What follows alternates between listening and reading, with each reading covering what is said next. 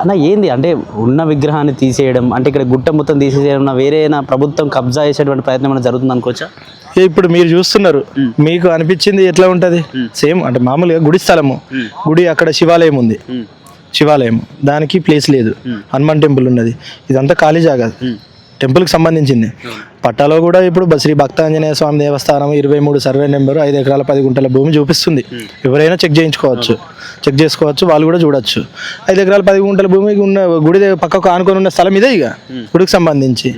So ఇది గుడికి సంబంధించిన ల్యాండ్ అని మేము అంటున్నాం. అంటే ఎన్ని రోజుల నుంచి మొత్తం ఇది కుంట అంటే ఓన్లీ చెరువు మాత్రమే అన్నారు, అంటే వాటర్ ఏమైనా ఉండేవా లేకపోతే చాలా నుంచి మట్టి ఎప్పుడు పోసారు? రీసెంట్గా పోతారు లేకపోతే ఇప్పుడు తీసుకొచ్చి? ఈ మట్టి ఒక 15-20 రోజుల క్రితం నుండి పోస్తున్నారు మామూలుగా. ఎక్కడ భద్రకాళి చెరువు నుండి తీసుకొచ్చి పోస్తున్నారు. భద్రకాళి చెరువు నుండి తీసుకొచ్చి పోస్తుంటే అప్పుడు అందరు స్వాములు అందరూ రెగ్యులర్గా అన్నదానానికి మొత్తం ఇక్కడికి వచ్చేది, భిక్షకు వచ్చేది. ఇక్కడ అన్నదానం జరిగేది 45 రోజులు స్వచ్ఛందంగా. ఇక్కడ స్వాములు న్యూషాంపేట స్వాములు 200 నుంచి 300 మంది గ్రామస్తులు వేసుకున్నారు. బయట 1000 మంది వచ్చేది. రోజు 2 క్వింటాల రైస్ ఇక్కడ ఎవరిని ₹1 దగ్గర తీసుకోకుండా స్వచ్ఛందంగా భక్తులు వాళ్ళు ఇచ్చేటి వాళ్ళే తీసుకొని ఆర్గనైజ్ చేసినాము. బాగానే జరిగింది.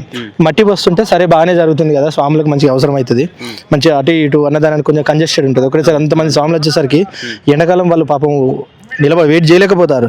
సరే కొంచెం ఇదంతా కొంచెం సమానం అయితే తర్వాత చూసేది టెంపుల్కి సంబంధించి అన్న ఉద్దేశంతోనే భక్తులు ఆలోచించారు. అదే తప్పితే వేరే మంచిగా మట్టి పోస్తారు, మనకు మంచిదే అవుతుందని మట్టి పోస్తుంటే అట్లే మట్టి కుప్పలాగా మట్టి కుప్ప వస్తే హనుమంతుని విగ్రహం వచ్చింది. ఆ హనుమంతుని విగ్రహం వస్తే అక్కడే స్థాపించారు. స్థాపించి పూజలు స్టార్ట్ చేశారు. స్వాములు మాల మీద ఉన్నప్పుడు అయింది ఇది, మాల వీరమణ తర్వాత కాదు. మాల మీద ఉన్నప్పుడే స్వామి విగ్రహం వెలిసింది, అక్కడ ప్రతిష్ఠించారు. ప్రతిష్ఠించి ఒక చిన్న సరే ఎండకు ఉన్నది కదా అని ఒక చిన్న ఇది షెడ్ వేస్తే అట్లా పూజలు అందుకుంటుంటే మొన్న నైట్ సడన్ గా ఏదో జరిగింది. మార్నింగ్ చూసరికి విగ్రహం లేదు, దేవుడు లేడు, షెడ్ లేదు, ఏం లేదు. అది చూసరికి మొత్తం స్వామాలు వేసుకున్న వాళ్ళు, అప్పటి వరకు స్వామాలు వేసుకున్నారు ఉన్నారు కదా, స్వాములు అందరూ వచ్చి చాలా ఇక మొత్తం ఆగ్రహంతో మొత్తం ధర్నా చేసి అక్కడ అండర్ రోడ్ షాంపేట మన జంక్షన్ లో ధర్నా చేస్తే చాలా మొత్తం ట్రాఫిక్ స్తంభించిపోయింది. పోలీసులు స్టేషన్ తీసుకుపోయి అరెస్ట్ చేసి పేర్లు రాసుకున్నారు అని అయిపోయినాయి. తర్వాత వదిలేసారు.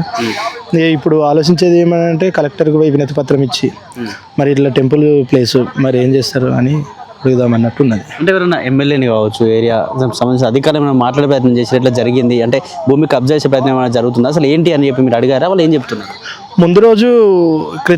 ముందు రోజు ఎమ్మెల్యే గారి దగ్గరికి వెళ్ళాము. మొత్తం షాంపేట మొత్తం వాస్తవ్యులు భక్తులు అందరు కలిసి సార్ ఇట్లా ఈ జాగా ఉన్నది, అది టెంపుల్కి సంబంధించి కొంచెం మీరు కూడా కేర్ తీసుకోవాలి అని అంటే ఎమ్మెల్యే గారు సానుకూలంగానే స్పందించిండు. సరే చేద్దాం తమ్మి, ఓకే.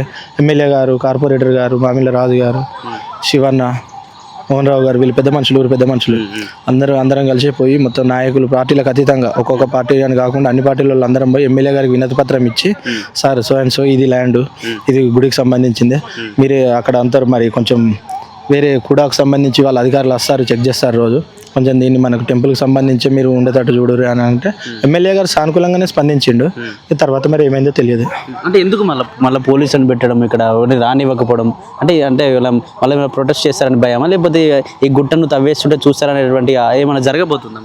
ఇది కూడా వాళ్ళకు గవర్నమెంట్ ఇచ్చిందని కూడా చైర్మన్ అంటున్నారు. మామూలుగా వాళ్ళు కూడా చైర్మన్ నిన్న పేపర్ స్టేట్మెంట్ ఇచ్చారు. 2008లో ప్రభుత్వం మాకు ఇచ్చింది గవర్నమెంట్, అది కూడా భూమి మేము డెవలప్మెంట్ చేసుకొని వేరే వాళ్ళకి ఏదైనా చేస్తామన్నట్టు వాళ్ళ ఆలోచన విధానం. కాకపోతే ఈ గుడికి సంబంధించి గుడిని కొట్టి వేరే వాళ్ళకి ఇస్తే ఏముంటది? తీసుకున్న వాళ్ళు బాగుపడతారా, ఇచ్చిన వాళ్ళు బాగుపడతారా? అంతే కదా, అట్లా ఉన్నది. అంటే ఇప్పుడు ప్రభుత్వం ఏదో కాంప్లెక్స్ ఏదో కట్టబోతుంది, లేకపోతే 5 స్టార్ హోటల్ అంటే ఏమైనా కట్టబోతుంది అని చెప్పేసి కొంచెం వినిపిస్తా ఉంది. అటువంటిది ఏమన్నా ఉందా? అంటున్నారు కానీ మనకి ఎగ్జాక్ట్ గా ఇదే చేస్తారు అని తెలియదు. కాకపోతే ఇది లీజుకి ఇచ్చే ఉద్దేశం అయితే ఉన్నది అని తెలిసింది. ఇది వేరే వాళ్ళకి ఏదో ప్రైవేట్ వ్యక్తులకు లీజుకి ఇచ్చే ఉద్దేశం ఉన్నది అని తెలుసు. మన పర్ఫెక్ట్ ఇదే చేస్తారు అదే చేస్తారు మాటలు బాగానే వినబడతాయి కానీ మనకు పర్ఫెక్ట్ అయితే ఏం జరుగుతుందో వెనకాల తెలియదు కానీ లీజుకి అయితే ఇచ్చే ఉద్దేశం ఉన్నదని తెలిసింది. ఇక్కడ వరంగల్ విషయానికి వస్తే చాలా ఖాళీ స్థలాలు ఉన్నాయి.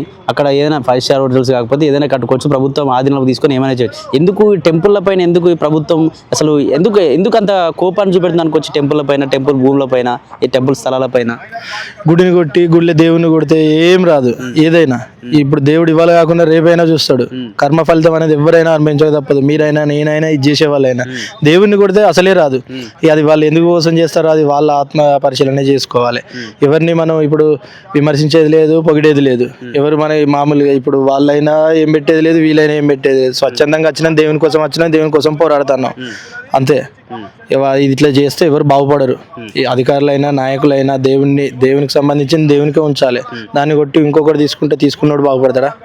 ఎవరు బాగుపడరు.